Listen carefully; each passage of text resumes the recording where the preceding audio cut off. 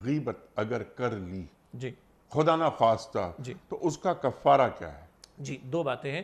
اللہ سے بھی توبہ کرنی ہے اور مخلوق سے بھی معافی مانگنی ہے.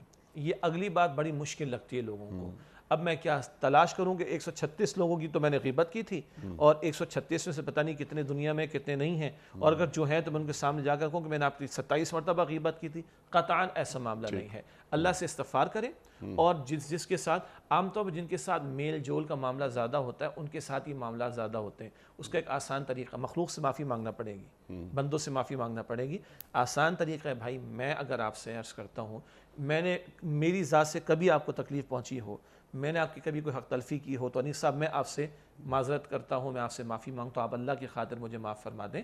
یہ کہنا بھی، اور یہ خلوص کے ساتھ ہو، واجبی سا نہ ہو کہ ہاں جناب آج وہ ہم نے دنیا نیوز پہ پروگرام سن لیا تو آپ فون اٹھاؤ اور واجبی طور پر سب کو کر دو. نہیں، یہ پورے اخلاص کے ساتھ ہو.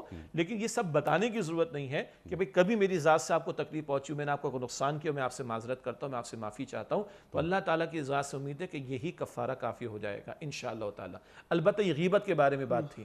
حق تلفی اگر کسی کی مالی طور پر کسی نے کر رکھی ہے تو مال لوٹانا وہ اپنی جگہ تفصیل ہے اس کی حقوق العباد کے تعلق سے، مگر اتنی معافی مانگنا، معذرت کرنا انشاءاللہ کافی ہوگا. اور جن سے کوئی رابطہ نہیں ہے، جو دنیا سے جا چکے، اللہ سے التجا کرنا، اللہ تو اپنے خزانے غیب سے ان کو اتنا عطا فرما دے کہ وہ راضی ہو جائیں اور کل میرا گریبان وہ نہ پکڑیں. ان کے حق میں دعا استغفار کرنا، اللہ کی ذات سے امید ہے یہ بات کافی ہو جائے گی انشاءاللہ.